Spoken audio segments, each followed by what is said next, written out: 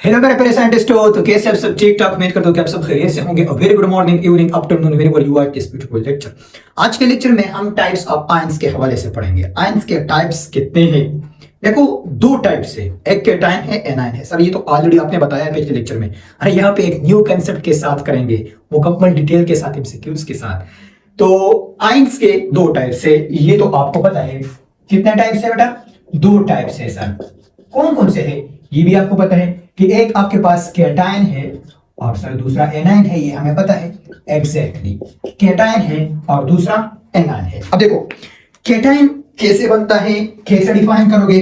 तो सर मुझे ये डिफिनेशन आता है, दूसरा कहेगा कि सर मुझे नहीं आता, बताओ। तो चलो उनके लिए मैं बताता हूं। देखो केटायन आयन फॉर्म, वो आयन जो कि बन गया, आयन फॉर्म फ्रॉम, देखो ion form from chemical substance. किससे बनेगा? केमिकल सब्सटेंस से बनेगा। From chemical substance after loss of electron. एक इलेक्ट्रॉन भी हो सकता है, दूसरा दो भी हो सकता है। After loss of electron is called, इसको हम कहेंगे केटायन। वो आयन जो कि केमिकल सब्सटेंस से बन गया, केमिकल सब्सटेंस से इलेक्ट्रॉन लॉस हो गया, खारिज हुआ, तो फिर जो बन गया वो हमारे पास केटायन कहलाता है। सर कैसे समझाऊं? समझाता हूं एग्जांपल के साथ। देखो एग्जांपल क्या है, एग्जांपल ये Na एक एटम है। क्या है? एटम है, बिल्कुल। अब एटम एक केमिकल सब्सटेंस है ना, आयन भी केमिकल सब्सटेंस है, आयन भी केमिकल सब्सटेंस है। तो यहां पे आप लिख के केमिकल सब्सटेंस, ये भी ठीक है, लेकिन यहां पे केमिकल सब्सटेंस का मतलब है एटम, मॉलिक्यूल, ये मतलब है, क्योंकि आयन एटम और मॉलिक्यूल से बनता है। अब आप कहोगे कि फार्मूला यूनिट नहीं हो सकता। फार्मूला यूनिट तो असल में आयंस पे मुश्तमिल है। जैसे कि NaCl हमारे पास एक फार्मूला यूनिट है। अब इसके बीच में आयनिक बॉन्ड है। कैसे आयनिक बॉन्ड है? क्योंकि ये मेटल और नॉन मेटल का कॉम्बिनेशन है, तो आयनिक बॉन्ड है, फार्मूला यूनिट है। अब ये इस तरह प्रेजेंट है, मैंने आपको पिछले भी बताया था, Na plus Cl minus, Na plus Cl minus. तो असल में आयनिक कंपाउंड आयंस पे मुश्तमिल होता है, वो तो ऑलरेडी आयंस फॉर्म में प्रेजेंट है। तो जो हमारे पास यहाँ पे आयन बनेगा, केटायन बनेगा या एनायन बनता है, वो एटम से बनेगा या मॉलिक्यूल से बनेगा। तो आयन हमारे पास केटायन एनायन होता है। अब ये या तो एटम का होगा या मॉलिक्यूल का होगा, मतलब ये कि या तो एटम से बनेगा या मॉलिक्यूल से बनेगा। तो यहाँ पे केमिकल सब्सटेंस का मतलब एटम या मॉलिक्यूल होगा। तो आप ऐसा डेफिनेशन लिख सकते हैं, आयन फॉर्म फ्रॉम एटम और molecule after loss of electron is called cation. So हम केटायन कहते हैं। अब यहाँ पे ये एटम है, तो देखो इससे एक इलेक्ट्रॉन का लॉस होता है। सर लॉस कैसे होगा? Cl के साथ रिएक्ट करते हैं तो NaCl बनता है, तो Cl से इलेक्ट्रॉन लेता है, लेकिन हमने उससे जस्ट Na लिया, तो Na प्लस बनता है और इसके साथ इलेक्ट्रॉन लॉस होता है, ये क्लोरीन एक्सेप्ट करता है। अब ये जो बन गया ये केटायन है। क्या है? ये केटायन है। अब मैं आपको एक और बात समझाना चाहता हूं। देखो ये Na है। क्या है? Na एक एटम है। क्या है? एटम है। Na से बन गया Na प्लस, सही है। अब ये एटम है और ये आयन है, जैसे हम केटायन बोलते हैं। देखो ये एक न्यूट्रल एटम है। न्यूट्रल एटम में इलेक्ट्रॉन की तादाद प्रोटॉन की तादाद के बराबर होता है, लेकिन आयन में अगर वो केटायन हो तो फिर इसमें इलेक्ट्रॉन की तादाद कम होगी इसके प्रोटॉन की तादाद से, और इसमें इलेक्ट्रॉन की तादाद बराबर होगी प्रोटॉन की तादाद की। इस एटम में Na, और ये केटायन में मैं बात कर रहा हूं, किसी भी केटायन में, चाहे वो मॉलिक्यूल से बनता है या एटम से बनता है। ये एक डिफरेंस आपने याद करना है, फिर जब हम आयन और एटम का डिफरेंस पढ़ेंगे तो उसमें आपको आसानी होगा। अब दूसरा एग्जांपल क्या है? हमारे पास Mg है, मैग्नीशियम। मैग्नीशियम एक इलेक्ट्रॉन लॉस करता है, तो Mg+1 और एक इलेक्ट्रॉन यहां पे आते हैं, तो ये एटम है। क्या है? एटम है, और ये केटायन है। क्या है? केटायन है। अब इसमें भी प्रोटॉन की तादाद ज्यादा होता है इलेक्ट्रॉन की निस्बत, इलेक्ट्रॉन की कम होता है, और इसमें प्रोटॉन की तादाद इलेक्ट्रॉन की तादाद के बराबर होता है, सही है। अब इसी तरह अगर ये Mg प्लस या ये Mg दो इलेक्ट्रॉन भी लॉस करता है, तो हम इसे कहते हैं कि Mg+2, दो इलेक्ट्रॉन इसने लॉस किया। तो अब यहाँ पे Mg जो केटायन बनता है ये +2 चार्ज के साथ बनता है, ये एटम है। ये सब आप लिख सकते हो। अब देखो एक और, अगर H2O है और ये इलेक्ट्रॉन लॉस करे, क्या करें, इलेक्ट्रॉन लॉस करे, या H2O प्रोटॉन एक्सेप्ट करे, क्या करें, H+ एक्सेप्ट करे, सही है, तो फिर भी हमारे पास H3O+ बनेगा, और इसका मतलब यही है कि ये कैटाइन है, क्या है, कैटाइन हम इसको बोल सकते हैं। अब इसके अलावा हमारे पास CH4 है, अगर CH4 इलेक्ट्रॉन लॉस करते तो CH4+ बनता है इसके साथ इलेक्ट्रॉन।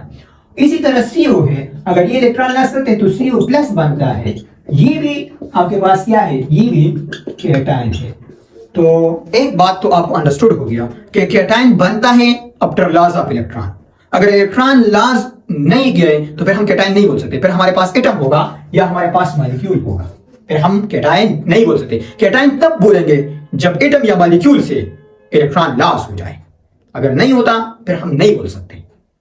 अब आप कहोगे कि सर यहाँ पे तो प्रोटॉन का एडिशन हुआ है, ये भी सेम है ना, मतलब H3O है, प्रोटॉन का एडिशन, तो इसमें इलेक्ट्रॉन की कमी है। असल में मतलब यही है कि कैटाइन में इलेक्ट्रॉन की कमी होगी as compare to its proton, इसके प्रोटॉन के मुकाबले में, ये भी हम बोल सकते हैं। यहां तक कैटाइन आपको समझ में आया, बिल्कुल समझ में आया, शाबाश। अब दूसरा है एनाइन, इसको कहते हैं, शाबाश इसको लिख के। अब देखो दूसरा हमारे पास है एनाइन, तो एनाइन क्या होता है, एनाइन भी टाइप ऑफ आयन है, तो हम कहते हैं आयन फॉर्म जो कि बन गया फ्रॉम किससे, फ्रॉम एटम, एटम से या मॉलिक्यूल से, आफ्टर गेन ऑफ इलेक्ट्रॉन या एक्सेप्ट ऑफ इलेक्ट्रॉन, इसको हम कहेंगे एनाइन, इसको हम क्या कहते हैं, एनाइन। एग्जांपल क्या है सर, चलो बताता हूं। देखो हमारे पास क्लोरीन है, क्लोरीन एक इलेक्ट्रॉन एक्सेप्ट करता है, कौन सा वाला इलेक्ट्रॉन, वो जो Na ने लॉस किया था, वो इलेक्ट्रॉन कहां से आएगा, Na से आएगा, सही है। तो यहाँ पे Cl- बनता है, तो ये हमारे पास क्या है, एनाइन है, और किससे बना, एटम से, किससे बना, एटम से। अब इसको अगर आप कंपेयर करें, देखो Cl है और ये Cl- है, तो इसके साथ इलेक्ट्रॉन का एडिशन हुआ, तो मतलब ये कि इसमें प्रोटॉन की तादाद इलेक्ट्रॉन के बराबर होंगे, लेकिन इसमें इलेक्ट्रॉन की तादाद ज्यादा होगी प्रोटॉन के निस्बत, क्योंकि एक इलेक्ट्रॉन एक्स्ट्रा इसमें आ गया। अब हमारे जीव में इसमें भी 10 रुपए है, इसमें भी 10 रुपए है, अब इसके साथ में एक और ऐड करता हूं, तो जाहिर सी बात है इसका पैसे से ज्यादा हो गया, तो पहले बराबर तब ज्यादा हो गया, तो यहाँ पे इलेक्ट्रॉन की तादाद ज्यादा होगी प्रोटॉन के मुकाबले में, ये एनाइन के केस में, कैटाइन के केस में अपोजिट था। इसी तरह अगर फ्लोरीन है, इसके साथ आप इलेक्ट्रॉन ऐड करें, एक इलेक्ट्रॉन, तो ये F- में कन्वर्ट होता है, -1 भी आप लिख सकते हैं, इसका मतलब ये कि एक इलेक्ट्रॉन एक्सेप्ट किया है, सही है। अब ये आपके पास एनाइन है, क्या है, एनाइन, और ये क्या था, एटम, और सेम बात इसमें भी इलेक्ट्रॉन की तादाद ज्यादा होगी प्रोटॉन के मुकाबले में, और इसका इक्वल होगा, यही बात आपको अंडरस्टूड करना मैं चाहता हूं। ब्रोमीन है, इसके साथ इलेक्ट्रॉन का एडिशन होता है, और ये Br- में आता है, तो ये आपके पास एनाइन है। अब देखो आपके पास मॉलिक्यूल है, O2 हम बोलते हैं, यहाँ पे इसके साथ इलेक्ट्रॉन का एडिशन होता है, और ये O2- में कन्वर्ट होता है, किसमें, O2- में, तो ये आपके पास क्या है, एनाइन है। लेकिन देखो इस केस में हम इसको मॉलिक्यूलर आयन बोलते हैं, क्या बोलते हैं, मॉलिक्यूलर आयन, मतलब ये कि ये मॉलिक्यूल से बना है, सिंपल बात है यार। OCH4+ वाला भी था, वो भी मॉलिक्यूलर आयन थे, क्या है, मॉलिक्यूलर आयन, क्योंकि मॉलिक्यूल से बना है, मॉलिक्यूल से बनते तो मॉलिक्यूलर आयन, एटम से बनते तो एटॉमिक आयन, सिंपल बात है। अब देखो अगर ऑक्सीजन 2 इलेक्ट्रॉन एक्सेप्ट करे, O2 है और ये 2 इलेक्ट्रॉन एक्सेप्ट करे, तो इससे O2- 2 बनता है, मतलब इसका मतलब ये कि 2 इलेक्ट्रॉन इसने एक्सेप्ट किया है, तो O2- 2 ये आपके पास क्या है, ये भी आपके पास एनाइन है, और इस एनाइन को हम बोलते हैं कि ये मॉलिक्यूलर एनाइन है, मॉलिक्यूलर एनाइन है, मतलब O एनाइन जो मॉलिक्यूल से बना है। यहां तक कांसेप्ट समझ में आया, बोलो समझ में आया। अब देखो एक एटॉमिक आयन है, atomic A9, atomic cation, molecular A9, molecular cation. Molecular ion का डिफिनेशन कैसे करोगे, the ion which is form from molecule is called molecular ion. अगर कैटाइन हो तो the ion which is form after loss of electron from molecule is called molecular cation. The ion which is formed after accept of electron to molecule is called molecular anion. इसको हम molecular anion कहते हैं। तो molecular anion, molecular cation, atomic anion, atomic cation, same बात है यार। Atom electron loss करे तो कैटाइन बनता है, मॉलिक्यूल इलेक्ट्रॉन लॉस करे तो भी कैटाइन बनता है, लेकिन एटम वाले को हम एटॉमिक एनायन कहते हैं, मॉलिक्यूल वाले को हम मॉलिक्यूलर कैटाइन कहते हैं, और इसी तरह एनायन वाला भी है।